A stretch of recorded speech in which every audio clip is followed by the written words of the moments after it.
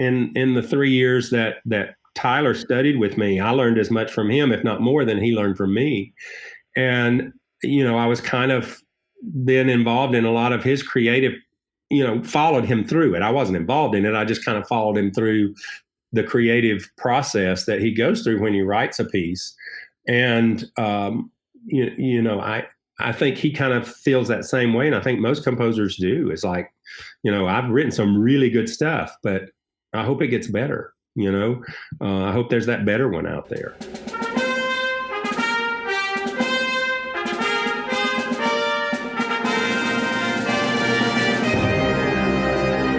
Hello, everyone. Welcome to Everything Band, a podcast that features conversations with composers, conductors, and performers of music for winds and percussion. My name is Mark Connor. I'm a composer and educator, and each week I have the good fortune to speak with and share the stories and wisdom of musicians and leaders in the band community. Are you planning to travel with your group sometime soon? If so, please consider my sponsor, Kaleidoscope Adventures, a full-service tour company specializing in student group travel. With a former educator as its CEO, Kaleidoscope Adventures is dedicated to changing student lives through travel, and they offer high-quality service and an attention to detail that comes from more than 25 years of student travel experience. Trust Kaleidoscope's outstanding staff to focus on your group's one-of-a-kind adventure so that you can focus on everything else. The Everything Band podcast is a proud member of the Music Teachers Development Podcast Network.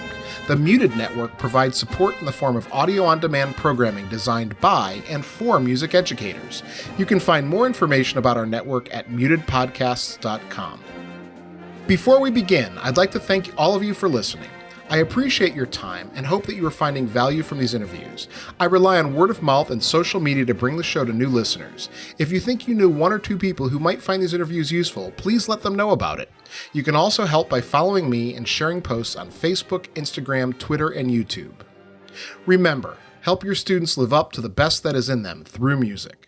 And now, on to my next guest, Randall Coleman. Hi, Randall. Hi, Mark. How are you? I'm doing well. How are you? I'm fantastic. We should probably, since this is going to be asynchronous for a lot of people, we should place this in time. We are in the, week 2 of the lockdown for the COVID-19. Yeah, it seems like week 20 already, but yeah, I think it's just week 2. It sure does. So if we reference that, people know, kind of where we are in time with this interview. Right. All right, Randall, can you introduce yourself for the listeners so they know who you are? Certainly. I'm Randall Coleman. I'm the Associate Director of Bands at the University of Alabama in Tuscaloosa. And I'm also the Music Director and Conductor of the Alabama Winds, which is an adult community band based just outside of Birmingham. Yeah. So, Randall, can you tell your origin story? How'd you get your start in music and that sort of thing? Certainly. I come from a very supportive but non-musical family. Neither one of my parents were involved in any kind of formal music study, but I just had the bug really early on.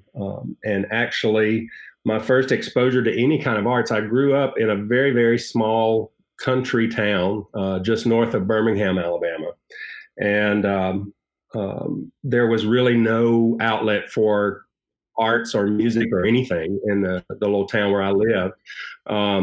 But my mom was very into making sure that I had every opportunity that I could. And I actually started with dance lessons when I was 3 years old. And I actually took dance lessons in Birmingham until I was about 13 years old. So that was kind of an odd way to start with my career in the arts.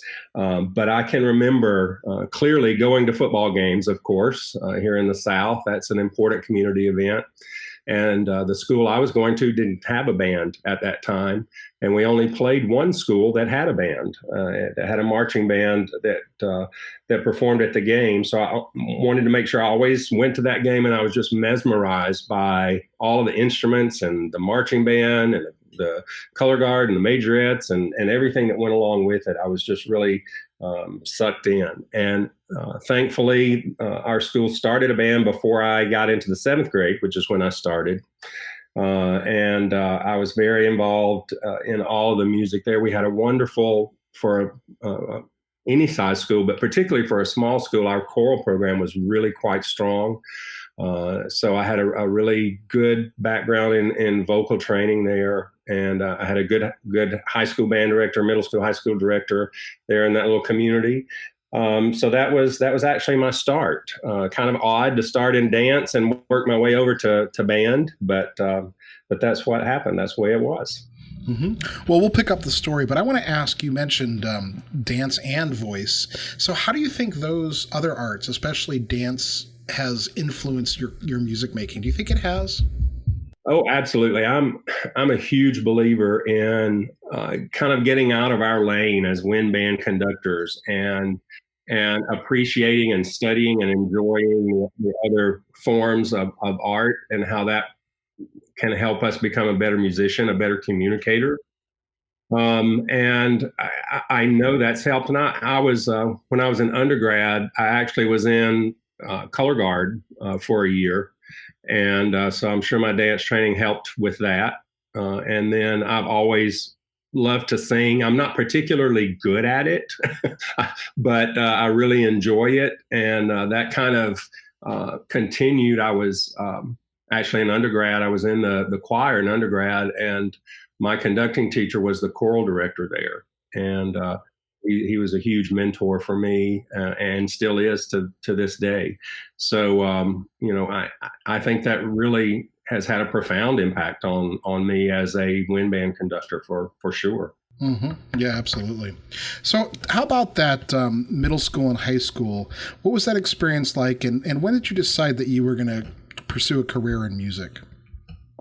Initially, when I was very young, before I started band, my career choices were I either wanted to be a doctor or a gas station attendant. And that's kind of funny, I know, but solid choices.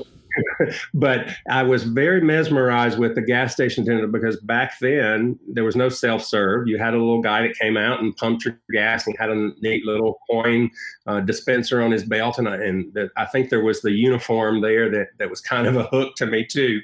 But I actually don't remember exactly when the switch flipped for me, but it was very early on, probably in maybe 9th or 10th grade. I knew I wanted to teach band. I wanted to be a band director. And like I said, my high school choral director was a huge influence on my career. And I wanted to be just like her, but I wanted to teach band and not choir.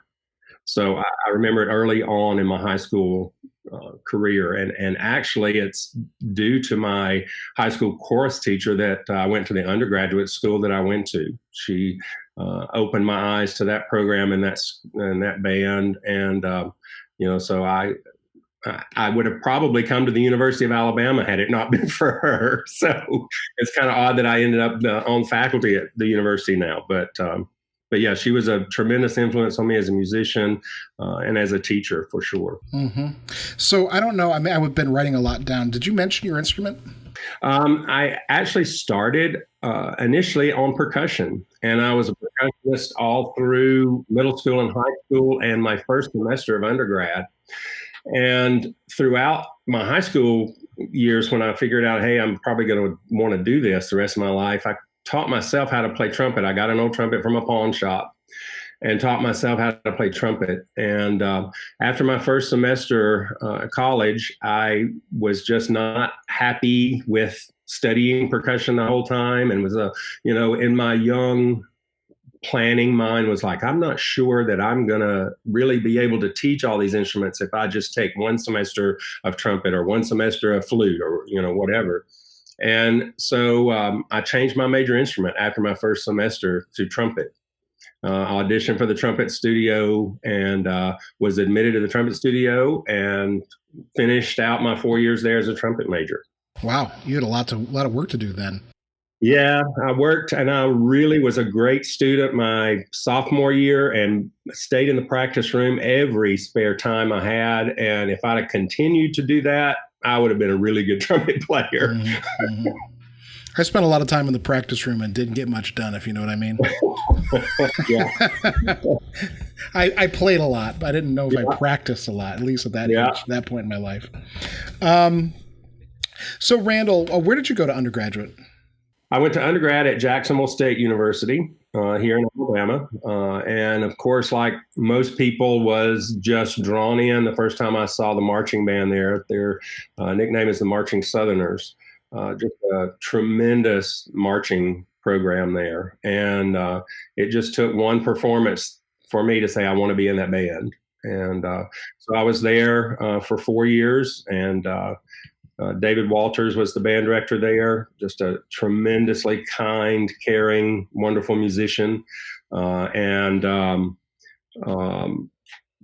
like I said, Bain Dobbins was the choral director there, and he also taught horn, the horn applied teacher.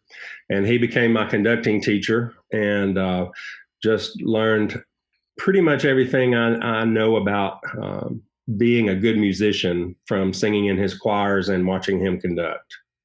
That's really interesting that the choir director, and you keep going to other places other than band. You know what I mean? I find that really interesting. Yeah, and you know it. I'm a big fan of choral music, and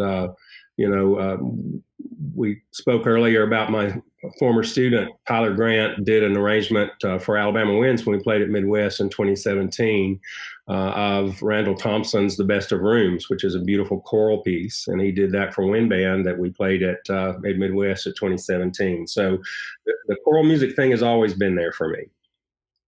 I want to tell you that I think a lot of people use it as an apocryphal kind of thing, but I was actually in the room that day at Midwest. Man, I had to stand in the back because it was so full. Yeah, and that was an interesting location. I mean, we should probably talk about that at some point in this interview, but I just remember Julie's piece, and she was crying, and oh my goodness, that was something. That was definitely one of those concerts that'll be with me for the rest of my life. Yeah, yeah. It's for sure. You know, I missed the following year. I missed the Alex Kaminsky's group, Marjorie Stoneman Douglas. I had something else at that moment, at that time, and that's another one of those concerts. People kind of like, were you there that day? Yeah, it was. That we'll definitely need to talk about that, because that was really, really a very, very moving hour and 15 minutes or so. Yeah, well, we'll come back around. We'll do that. All right. We'll come back around.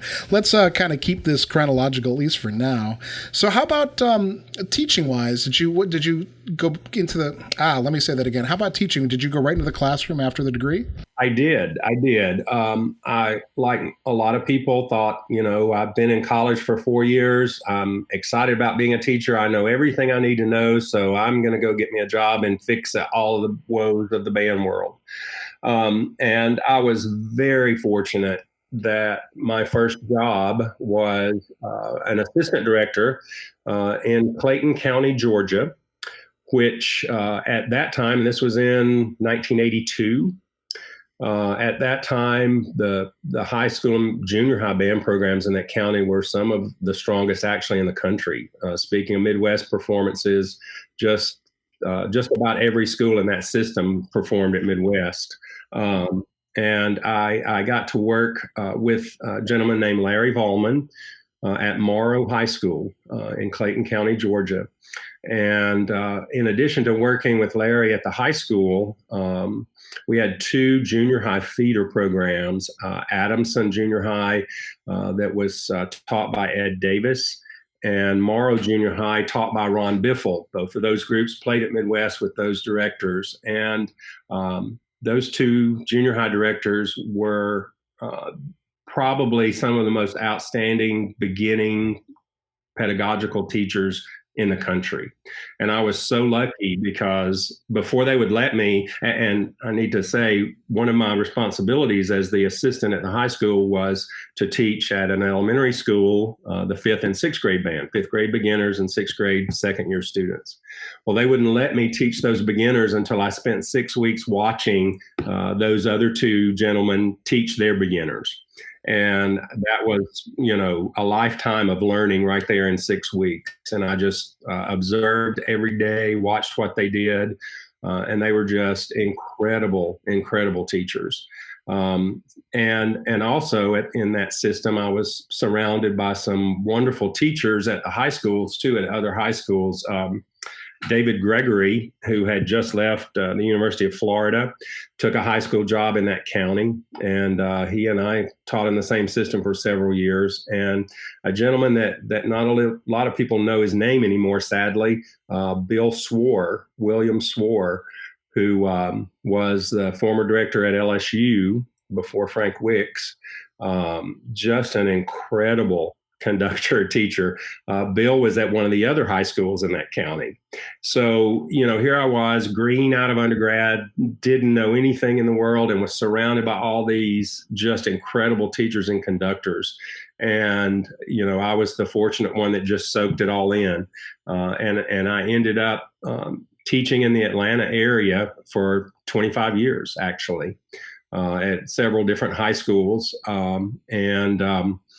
The last school that I spent 9 years at was Milton High School on the north side of Atlanta in Alpharetta, and thought that I would retire from there. And then this opportunity came up at Alabama, and, it was just something that I really couldn't believe would happen, and it did. And so that's how, I ended up at Alabama. But I was a high school band director and thought that was where I would finish out 30 years and retire. And you never know, you never know what opportunities are going to be around the bend. So, all right, Randall. So let's, I think the best thing to do then, let's talk about what you're doing now at Alabama, and then let's try to tie in your experiences as a high school director in the Atlanta area to what you're doing now, if that makes sense. Sure. I was hired as the associate director at University of Alabama in 2007. The program here has grown tremendously since that time because another gentleman was hired at the University of Alabama in 2007. A guy named Nick Saban took over our football team that year. And the population of the campus has just exploded in the past 13 years. And a lot of it has to do with the success of our football team. But with our band program, my colleague and I share the marching band responsibilities of the $1 Million Band. He kind of handles the visual aspect of things, and I handle the music aspect of things. And so we're both at every rehearsal. And so we jointly conduct the marching band. And then I conduct the second concert ensemble, the Symphonic Band. And I teach undergraduate conducting, and I teach graduate wind classes. And last year, for the first time, I have 2 doctoral students that are getting their wind band conducting doctorate with me. So the plate is quite full, enough to keep me busy for sure. I don't get to work with the music ed kids as much as I would like. We have wonderful instrumental music ed faculty, but I get to work with them in my conducting class, and I do some of the student teaching observations, but that basically all my responsibilities are in the band department. Mm-hmm.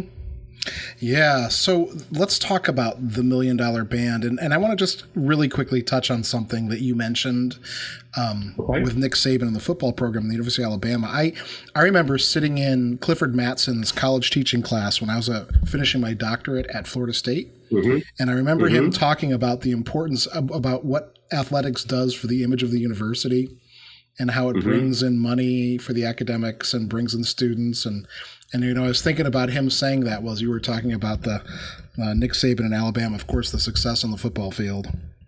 Yeah.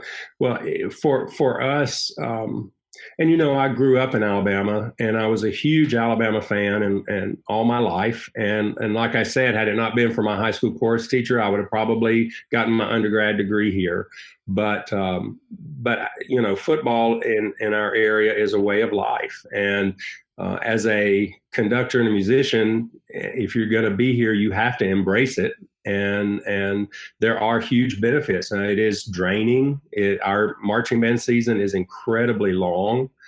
But we have, like I say, our program has grown so much. I mean, we have, with the marching band, and just from a numbers standpoint, We are right at 400 every year with a wait list. Everybody re-auditions every year, and our budget will simply not allow for the band to get any bigger, and we really don't want it to get any bigger.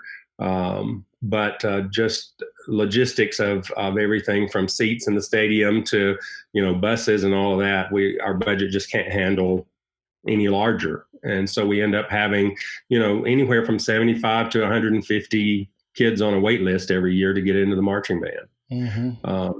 And more than just numbers, I think the way Coach Saban approaches his job has had, I know it's had a profound effect on how we operate our band program with the marching band in particular. But it's just such a model for us. And Coach Saban is wonderful. He comes and speaks to the band every year during band camp. And, he pretty much does his thing. That's his 110% of his life is that football program. But every time he talks to us, he reminds us what an important part the band is to the overall program and the process of what we're trying to do. And it's just been an incredible run. I mean, an unbelievable run in his 13 years here. And, it has definitely bled over into our band program. And, another component that has really grown is our concert band program because of that. Because when I got here in 2007, the top group here is the Alabama Wind Ensemble, and it has always been really, really strong. And the symphonic band was okay when I got here, but there was not a lot of people involved in it. And we typically had to bring in some fillers, as the concerts got closer. To now 13 years later, where, I've got 70 in the symphonic band, we have 80 in our concert band, and this semester we have 116 in the university band. So that's all grown in the last 13 years. We've gone from 2 concert ensembles now to 4. And, it's 100% due to how strong the marching band is. And that it's directly linked because we added a little hook a couple of years ago with our returning members, our wind and percussion players. If they agree to play in a concert ensemble in the spring, they don't have to do their audition for the marching band in the fall. They're automatically in. They automatically pass that first audition. So that's why those non-major concert groups have grown tremendously. It's the marching band kids that want to make sure they keep their spot for the next year.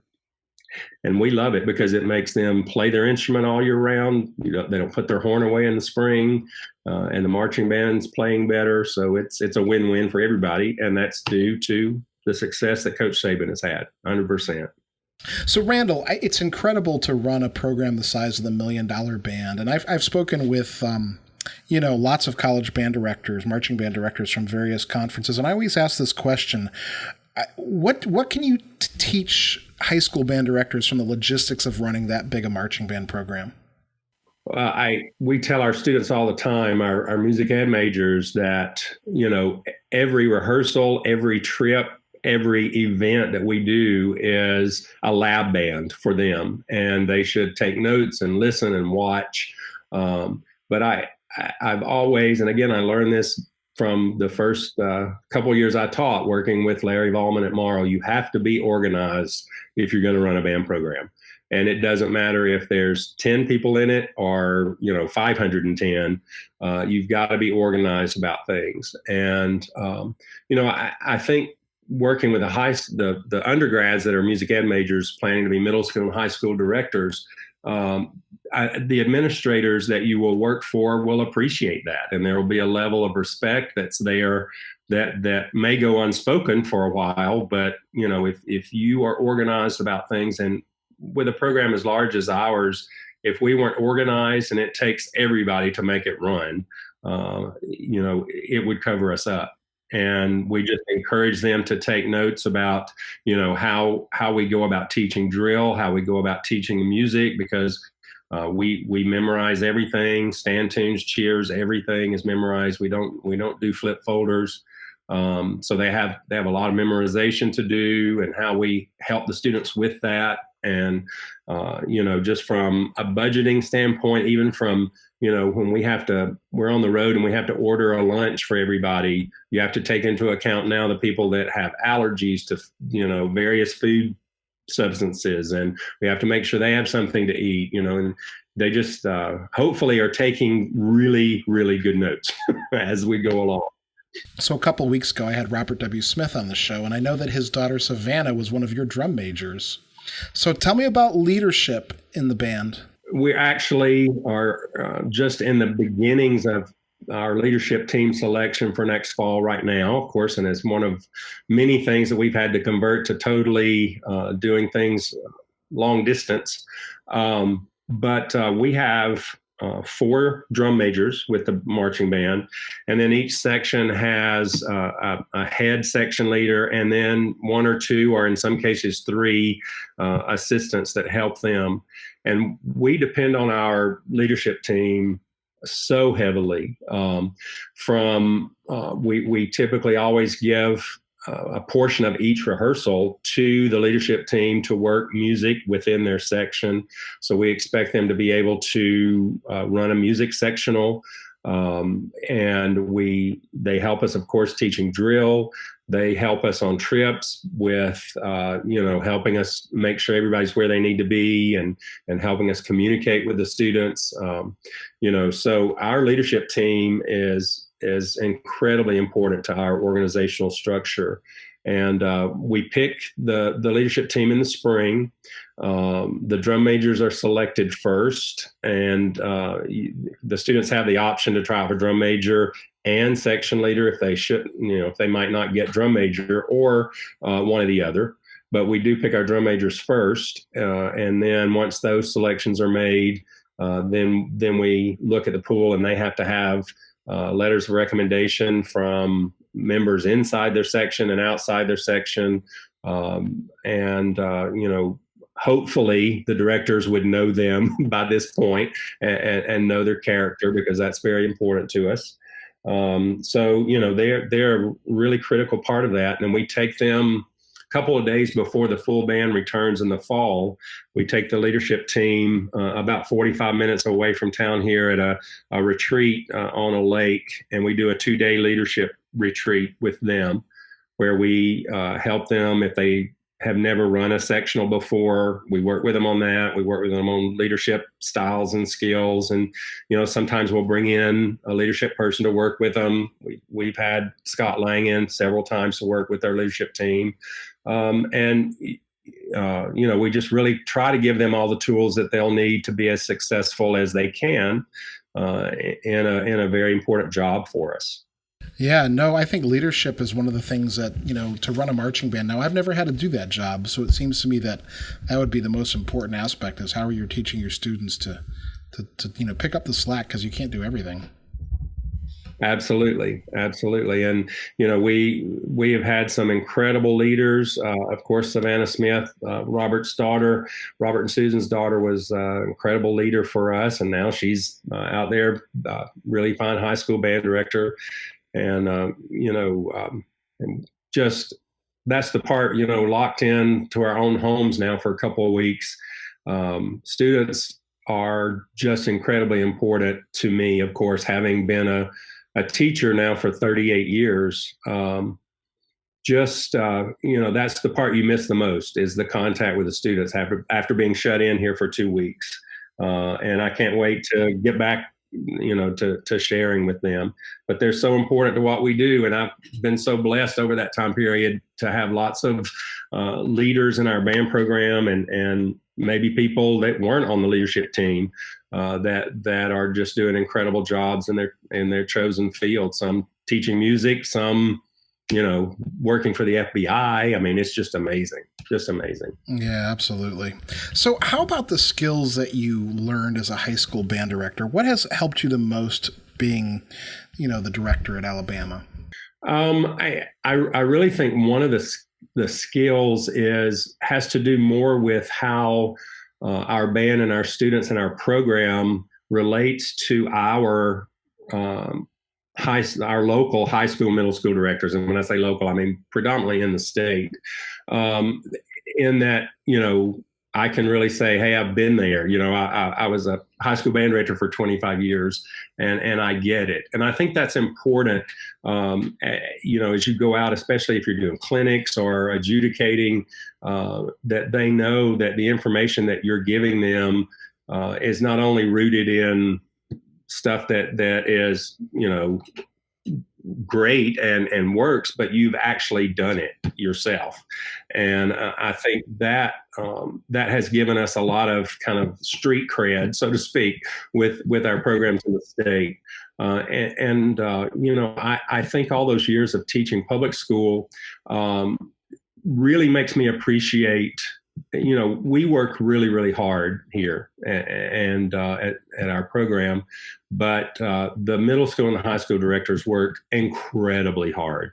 And we work hard, but it's in a different way than, it's just nonstop for those public school teachers. And I think just that connection has really, really helped build our program and build our stature. I really want to try to tap in, Randall, to this, these years of experience you have. And I guess we'll just kind of keep talking through the things you're doing. So we should talk about the Alabama Winds. My love for community bands started back when I was teaching in Clayton County. And I mentioned David Gregory, who has, for almost 40 years now, for 38 years, has been one of my strongest friends and mentors in the business. And we all have to have those people that we can call and lean on and go to. And David has certainly been one of those for me.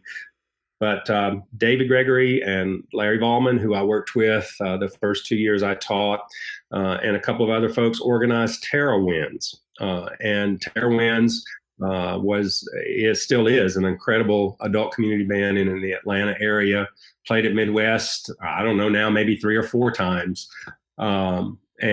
So I played in Terra Winds for the first 10 years that there was a Terra Winds. And so I saw what a wonderful opportunity that was for me as a teacher to be able to come together and have that time with my colleagues, with David Gregory on the podium. It's like a clinic, every time we would have a Terra Winds rehearsal. So I felt so fortunate with that. And I thought, someday if that opportunity came up, I would love to do that as a, kind of a pay it forward, give back to the profession.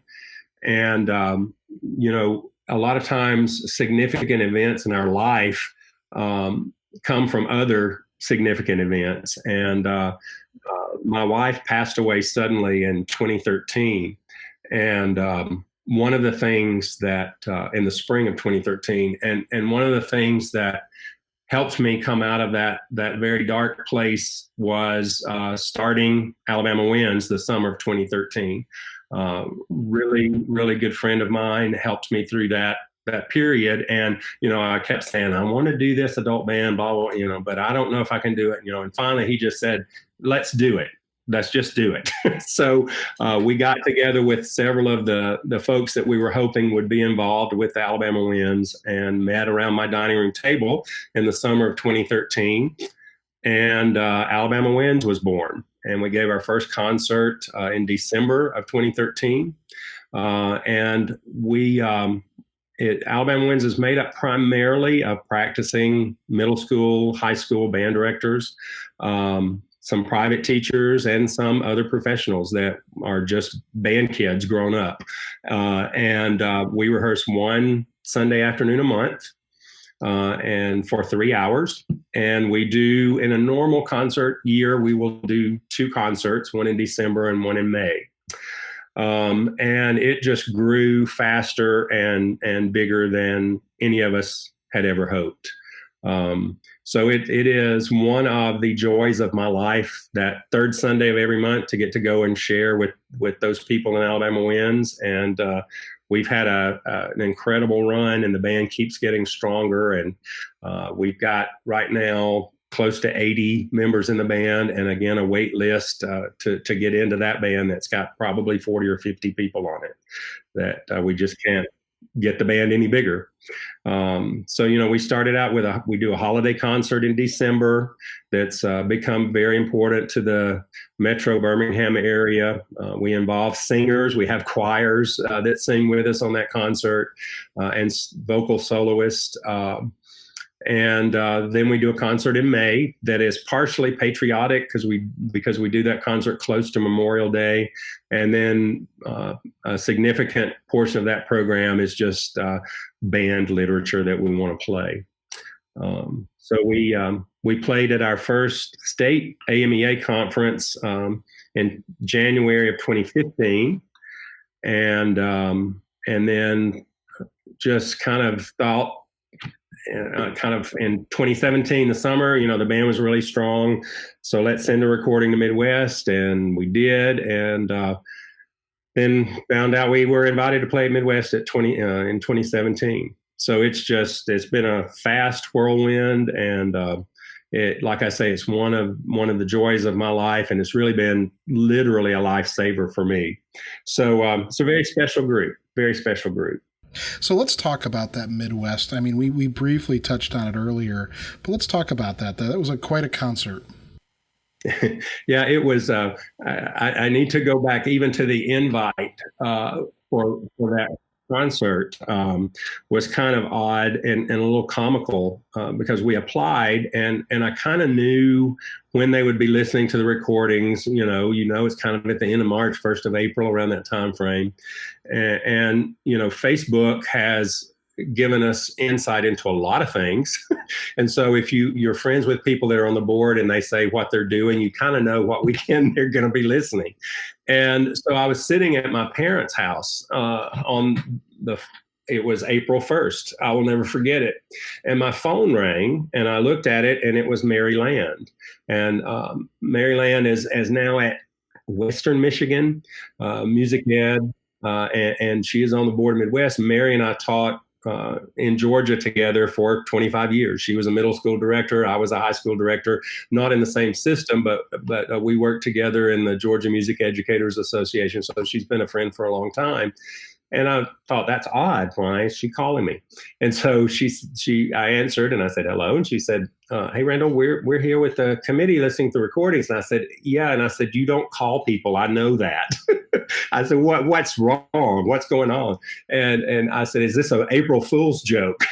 And she said, no. She said, you're right. We don't call people. But, and then she went on to explain that they were going to experiment with having bands in that space where we ended up playing. And she said, we would like for Alabama Winds to officially open that space. And so that's why the call came, wanted to make sure I was okay with us playing in that space. And of course you say, absolutely, that was fine. So that was a little comedy as it started, because I first thought it was an April Fool's Day joke. But no, we got word. And then, when you're teaching public school and you get an invitation to Midwest, you start counting your rehearsals and you think, well, okay, I go back to school in August or September and this is in December. So that gives me all those months.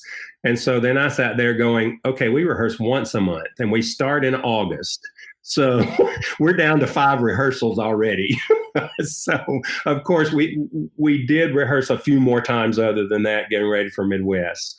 But one of the neatest things about that was after the announcement was made, I got another phone call from a dear friend and composer, Julie Giroux.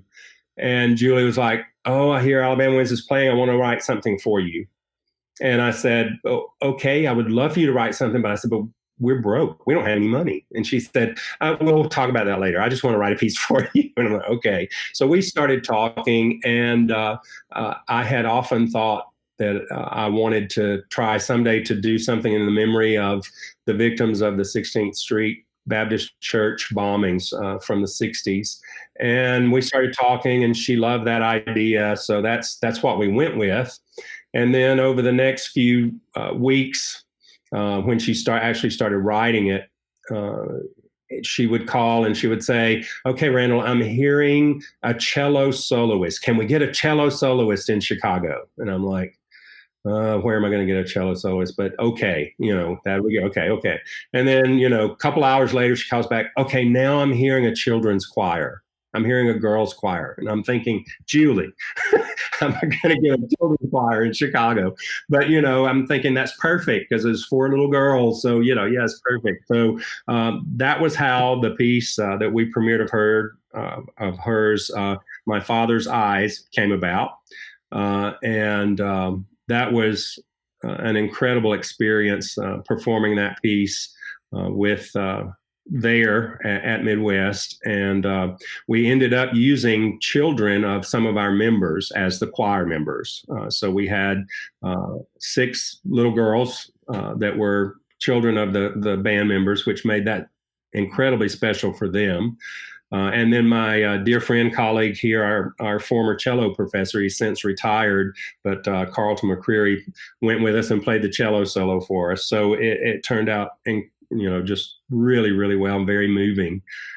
So that was very special. And then, of course, I mentioned Tyler. Tyler transferred to the University of Alabama after his first semester at University of Alabama, Birmingham. And played in my symphonic band and studied privately conducting with me for the 3 years he was there with us, and has become now a dear friend. And but at this time he was still a student, and I said, Tyler, I would like for you to do something for me for this Midwest concert. I really want to do something for my wife's memory.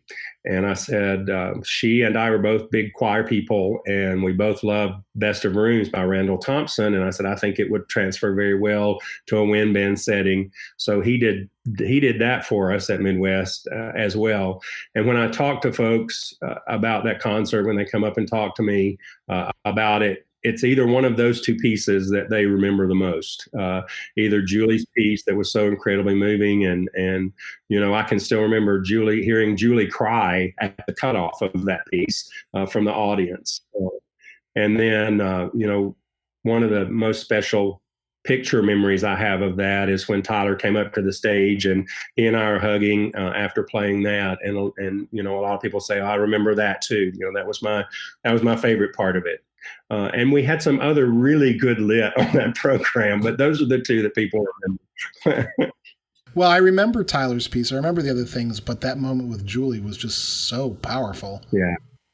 Yeah, it was great. And then kind of another little sidebar with that piece in Alabama Winds, this past, a year ago, January, we played at our state music conference again. And it was in Birmingham. And so I thought it very appropriate that we reprogram that piece, and we used the actual choir from the 16th Street Baptist Church to sing with us.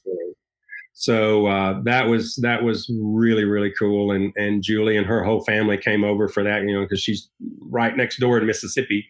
And so she came over for that performance. And that just getting to know those wonderful people in that choir, and having a chance to visit with them and have them sharing that experience with us was just incredible. Really, really incredible. So the power of music is just, you just can't put any kind of topper number on it. It's just amazing. In your time, and you've done a lot now, what is your best practice for band directors? What can someone listening to this interview take away and go, oh, okay? I think more from just words of wisdom. And I think something that has always been there for me is just don't quit, never give up, because a lot of particularly band directors that I know are not the most patient people in the world. They want things to happen right now, and they see model programs and they want their program to be that right now.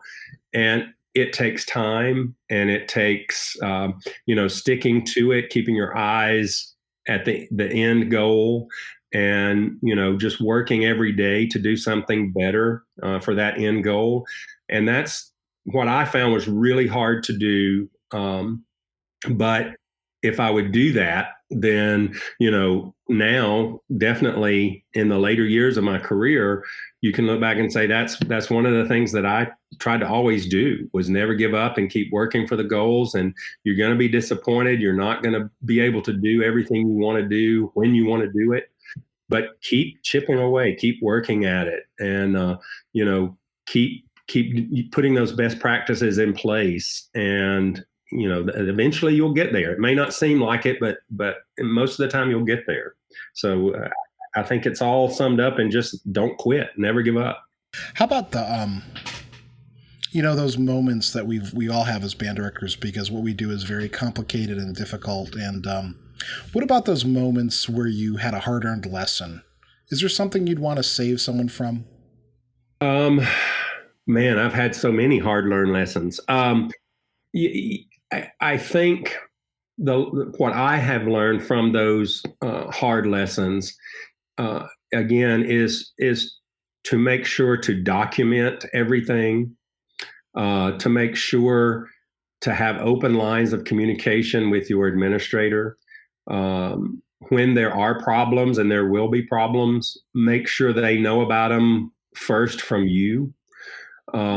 And there have been times, and luckily, again, I was very fortunate to have been trained to document everything, and to have things in writing, and have a handbook that was thorough, and that catches most of the problems.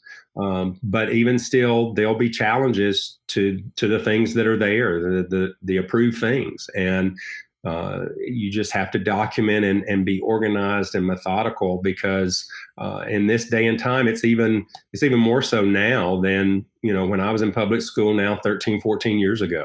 And I think that's one of the downsides of social media and everybody being so involved in everything.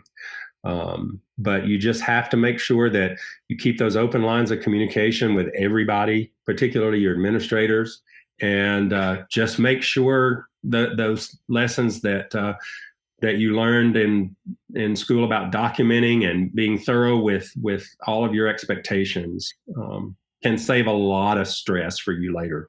Mm-hmm. Yeah, having a paper trail, making sure that you write everything down. Absolutely. I had my worst moment as a high school band director occurred while we were on a trip. We had a miscommunication between me and the band boosters, and I was very young at this time. And as we were leaving, this was 4 hours away from my school, from my town. This is before cell phones. Right. And so, in the parking garage on the way out, a parent dressed me down, just ripped me up and down. And, I probably deserved some of it and didn't deserve some of it. Some of it was them complaining about their son not getting the chair they wanted. There's always that aspect. But I remember getting in the car just determined that I was going to beat them home so that I could call my principal before they did. Yeah. Oh, yeah, absolutely. Yeah. And a lot of times that's particularly important when you're early on in your tenure at a specific place. Yep. You've got to make sure that the principal hears from you first. I think that is critical. Mm-hmm. Yeah, absolutely. And you've got to anticipate problems. Even if you mess up, even if it's your fault, especially and if that's it's your one fault. thing that, my parents are so supportive, and I'm so lucky that I still have both of them, and they live an hour away, and they never miss a concert. They're always there. And up until a year ago, went to the football games with us. But my mom and dad instilled in me, number one, to be honest. And number two, when you mess up, admit to it and move on, admit it, fix it, and move on. And I think sometimes younger generations has trouble with that, has trouble with saying, I'm not perfect, and I messed up. And everybody does. That's a feature of youth, I think, more than anything. Yeah, I know. Boy, I could. Those early years are tough. I mean, I still make mistakes, of course, but not many major ones anymore. I mean, thankfully, knock on wood. Yeah. Well, I could go on, for hours with some, just stories of things that have happened to me early on in tenures at places where I've been that people are like, "Are you kidding me? Are you kidding me?" I said, "No, that really happened." So, you just have to be prepared for whatever happens. Words of encouragement for a young director listening who's struggling a little bit, or maybe doesn't know if they want to keep going. Hey, it is the hardest job in the world if you only reference it as a job. But I think all of us came to this career with first not thinking about the job part of it. You wanted to be involved in music and band, and you wanted to teach, you wanted to conduct. That's just the tip of the iceberg, the whole big teaching part of it. And I tell my conducting students, how you look on the podium, yes, is important, but it's more important that you know how to teach the band how you want them to sound. If you can't teach it, it doesn't matter how good you look on the podium. It's not going to make any difference. So you just have to continue to work at it. And I think helping young teachers realize that frustration is a part of it for everybody. I think a lot of times young teachers think it's just them, but everybody is in this together. Everybody gets frustrated. I've been doing this 38 years, and there are things about my job some days that frustrate me. I come home frustrated. And I think that's all a part of how we're built to try to give our students the best experience we can. So don't get frustrated with those times, work them out and come back and kind of go back to what I said before. Don't give up. Stick with it, because if you have that it takes to be a really, really outstanding teacher, conductor, you can make those other things happen, no doubt. It's good advice. Good advice. I mean, even my fourth graders have days where they give me a run for my money, and I think, absolutely. I don't know. Yep. I could sell insurance. Absolutely. Yep. And, especially, you guys that are doing the young band thing, I mean, because you can never tell from day to day, from 10 minutes to 10 minutes, how they're going to act or what they're going to do. With college kids, they're typically just there for the time, what is what you get. But those middle schoolers and elementary kids, man, part of my job when I was teaching high school, where I got to go to my middle school, every day, but then I got to come back. And I really like the coming back part. I've taught every grade level now from fourth through graduate school. And yep. I got to say, this is my second year teaching fourth graders. It's a lot of whack-a-mole. It's a lot of whack-a-mole. I mean, I think I'm getting better at it, but boy, it's easily the most challenging classroom management I've had to do. No doubt. No doubt. I loved it. And a large portion of my career as a high school director, I was fortunate to teach beginners. I never taught just at the middle school level, but I taught beginners a lot of the years that I taught high school. And I love doing that. There's just that excitement with those kids that kind of keeps you going. And, one of my dearest memories of my time teaching, it involves one of my elementary kids that I typically, when I do a clinic or at a conference or something, I typically close with that story every time. And it was one of my elementary kids that has been with me, and will stay with me forever. So that it's just a wonder and an excitement. And like you say, a whack-a-mole mentality. That's a great analogy for it, for sure. Hey there, everyone. My name is Ann Molesky, and I'm the host of the Anna Krusick Podcast, another podcast in the Muted Network.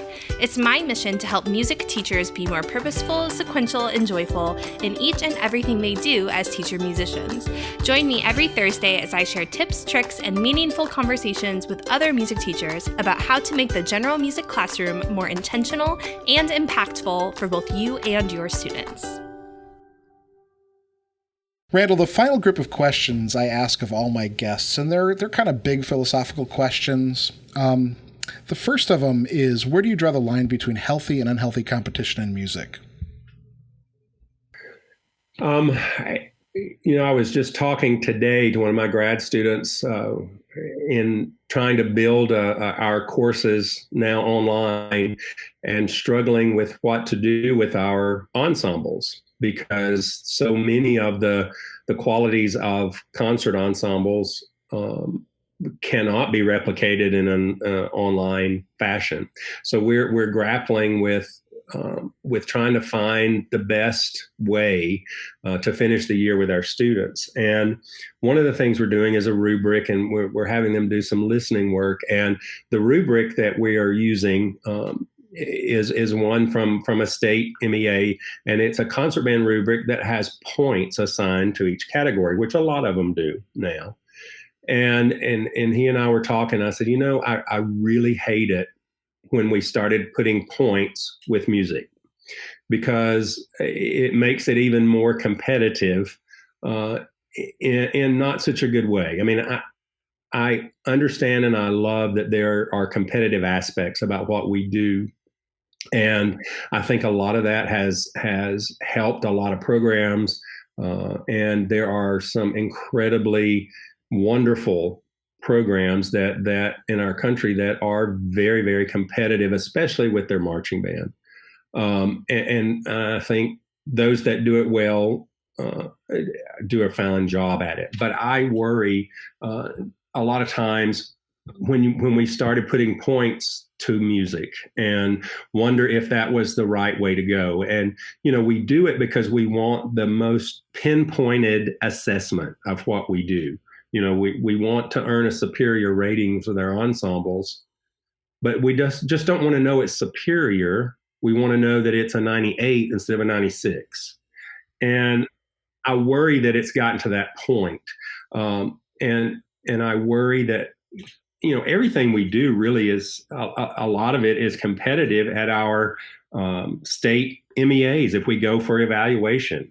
A lot of it is competitive against yourself, but it's still, there's competition involved if in purely posting ratings. And I did away with that when I was high enough in the music organization that I worked in, because I felt that even posting ratings for different ensembles in a public place, which was a tradition, it still is in a lot of places around here, that, for our parents, that's competitive, because they look at school A and they made all ones, and they look at school B down the road and they made all twos. Well, that's bad. Twos are bad. And I hate it that we have gotten to the point in a lot of places where in our evaluations, a 1 is the good rating and a 2 is the bad rating, and we don't talk about any of the other ratings. And I think the competition has put us there, and I worry about that, and I wish we could go back to using more than 2 ratings and taking away the silly points. If we're going to do competitive marching band, I understand you have to have points there. I got that. And I did that for a long time in my public school career, and loved winning as more, if not more than anybody else. But I also hate it when you have experiences like you have, and we talked about the Alabama Winds concert at Midwest. There were no points there, but a lot of people really remember that concert. And I hate that the competition has put us in that position. So I think you have to draw a line at it. And I hope it kind of, the pendulum might swing back someday to, when I was growing up, at our first level of concert band evaluation, we didn't even get a rating. It was a qualifier for a state event where you got a rating, but at the district level, you just got a yes or a no from the judge. Yes, you were ready to move on, or no, you weren't. And, there's a lot to be said for that. And we moved away from it thinking this other way was better. And I guess it was, because our bands are better. There are more good bands now, obviously, than there were then. But I don't know. It worries me if it continues to move in that direction, that it could have even a more detrimental effect on what we're trying to do, which is create beautiful music that really has an impact and effect on our listeners. And they're listening to it for the beauty of the music and the communication of a warm spirit rather than do I give this a 93 or is that a 94? You know, so that's my worry, and I guess the older I've gotten, the more on the one side of that I have gotten, and it's the college marching bands aren't competitive, with a number and a rating. We want to be the best at halftime, no doubt, if we're lucky enough to have two bands there in this day and time. But it's different than when you have to worry about a number. So I like it better on this side of the coin, I do say. Yeah, sure. Do you think in your time, it's been the move towards having learning outcomes and having everything assessed? And yeah, I think that has a huge part in it. And, I can remember when the big push through MENC at that time, was to make sure that music was included with all the other basic subject. Music is basic was a catchphrase. And in order to do that, we had to find ways to quantify what we do. And that's what we did. And now, in order to make what we do understandable to non-musicians, that's where it's gotten. But even, I can remember in my days as president of the Georgia Music Educators Association, we had a move to put numbers on a student's all-state audition form. And there was a big push that the students deserved more relevant feedback other than, yes, you made it or no, you didn't. And if you made it, you were this chair, that was your feedback. But they wanted to know, when I auditioned on this audition, I had a 94 in tone. I had a 92 in sight reading, and I'm like, this is not that kind of evaluation. That kind of evaluation for us came at solo and ensemble. The all-state audition is not designed for that kind of feedback. But so people kind of crave that in this day and time, and it's become kind of what we have to do, I think. Randall, this is a really difficult question for a lot of music educators because we often identify with what we do. But how do you find a work-life balance in your career? Well, I'm finding it more obvious since I've moved the office home now for 2 weeks. And I have a dear friend, Diane Kritsulis, who taught for many years in Las Vegas at a wonderful program at Green Valley High School. And she and her husband Todd are dear friends. And just this afternoon, they FaceTime. They're like, just checking up on you. How you're doing? I said, well, I'm staying in my office at home way too much now. When the office was at work, at school, I would stop and come home at some point. And but now with the office here and everything moved here, it's really hard to not stay in this office where I am right now all the time. And it was a lot easier, I will say, before my wife passed away. She was also a teacher. She was a high school English teacher. And so, we left school as much as we could. Being a band director, that leaving time sometimes is not the same as an English teacher. But we tried to keep a balance of, we're going home now and we'll try not to think about the band thing while we're at home. And the good thing was, like I said, Ann was not a band person. She was a choir person and a theater person. So she was not up on the latest wind band literature. So I couldn't talk to her about that all the time. And that helped that balance. And now living alone for 7 years, it's really hard not to let the job take over everything because, like I said before, I love my students. And one of the first things I wanted to do when Ann passed away was to get back to my students. I wanted to be back with them. And, that's the hard part now with this 2 week and however long it's going to be, to not have that time with the students. But that's a real challenge. And I was fortunate for a long, Ann and I got married in my third year of teaching. And so for the majority of my career, it was really easier to have that balance. So, I encourage everybody to find that balance, find something that you can do that you enjoy, that doesn't involve music. And I think the longevity and your sanity in the business will be the beneficiaries of that for sure. All right, Randall, this is a big question, and so there's a lot of different ways you can approach it. But what are the challenges facing music education or band, and how do we best meet them? I think one of first of all, I think there are many challenges. I very much think that, like I said before, public education has evolved and changed. Even, I've been out 13 years now. And it's incredibly different now than what it was then, because there are more and more expectations that are not music related that every music educator has to deal with. And, sadly, a lot of times it's not the music part of your job that helps you keep your job, or in some unfortunate circumstances makes you lose a job. It's not the music, it's the other stuff.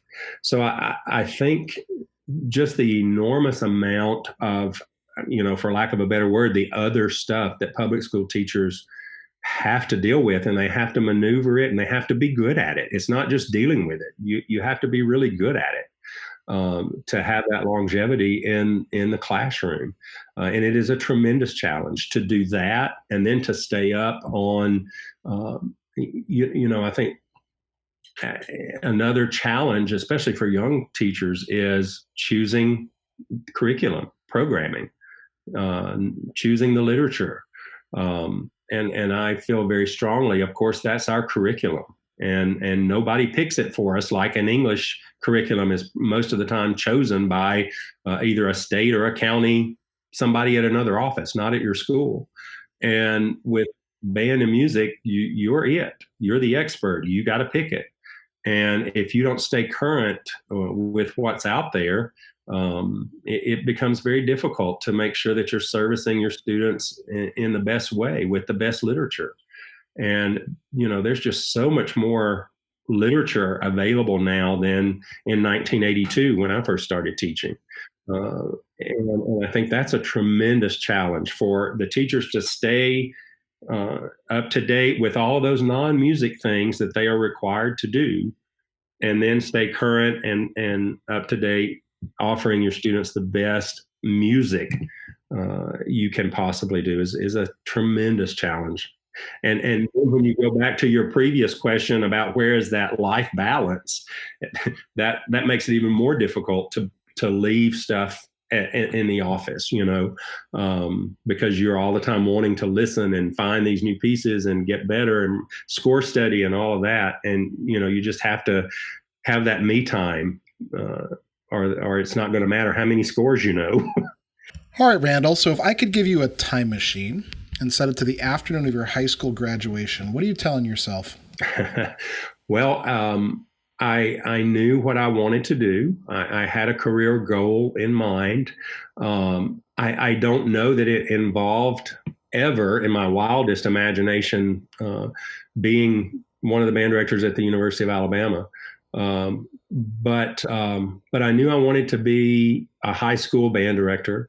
I knew I wanted to share my love and joy of music with other people, and I am just hoping that I'm able to fulfill that. And when I was lucky enough to be hired at the university, and being such a fan and my whole life, and thinking, some days going to work I still have to kind of do a double take and like, is this really my life at this point in my career? Am I really doing this, and conducting the symphonic band a couple of weeks ago at the CBDNA conference? I'm like, is this my life? I don't know that I was telling my high school graduate self all of that, but I knew what I wanted to do. And for the most part, I've been very lucky and been able to do exactly what I wanted to do. So I'm one of the lucky ones. I got to do that and more. So now it's just all about finding the right time to completely leave it with the next generation and fade away into the sunset. So, Randall, if you had a choice, what would be the final work for wind ensemble or band that you would want to conduct and why? That is a really hard question. And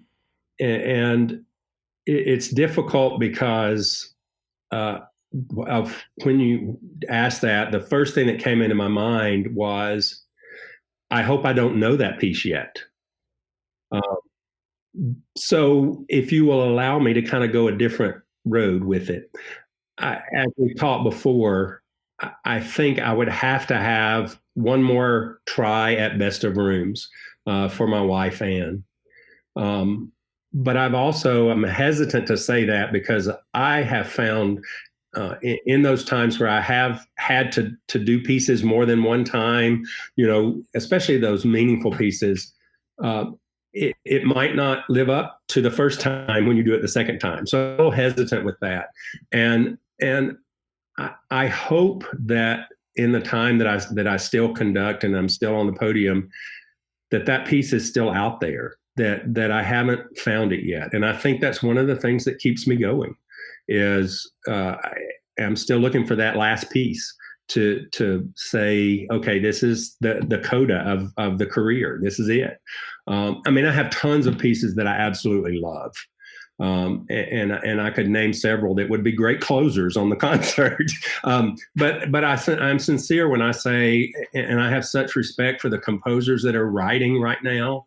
And I love where a lot of composers are going now, that I really and truly hope that I haven't heard it yet. I haven't done it yet. And, that may be when I hear it, I know it. And that may be the time that I say, okay, I'm done. Because, for me now, it's not, can I work until retirement? It's how long am I going to work past it? Because I have plenty of years in. So it's just, maybe when I hear it, I'll know. And maybe that's not the answer you were looking for, but that's kind of where my mind and my heart went with that, as I really am sincere. I hope I haven't heard it yet. All right, Randall. So this question in the time of COVID-19 is odd, but is there anything coming up that you'd like to share or promote? I hope that we can get back to normal as soon as we can. I think that's the most unsettling thing that we deal with in our professional lives now is just the unknown. Because again, we deal with calendars and dates and specifics and, we want everything lined up just right. And none of us know when that's going to happen. So, hopefully I will mention that the $1 Million Band, for the first time in its 114-year history or so, is going to be marching in the Macy's Parade in November in New York if everything's back to normal. So we're looking forward to that and looking forward to the band being on that level of celebration and display. And we're very proud of the students for that invite. So that's a big thing that's coming up for the university bands. And hopefully by November, everything will be back to a point where we can look forward to doing that. Yeah, Randall, you say that and it just gets punch to my gut because I can't imagine canceling college football. Yeah, but it's a real thing. They're talking about if we don't get it under control, it could happen. Yeah, that means nothing in the grand scheme of people dying. Right. But it's an emotional thing, it's like normalcy. It's our normal life that we've come to depend on and quite honestly be a little bit spoiled with and a lot of things, and it's really tough. All right, Randall, how can people get in touch with you? You can find out just about anything you want to know about me on the University of Alabama Band's website, bands.ua.edu. And you'll find out about our program and about anything you need to know about me, and contacting me can be found there. Randall, thank you so much. Thank you, Mark. It's been a pleasure.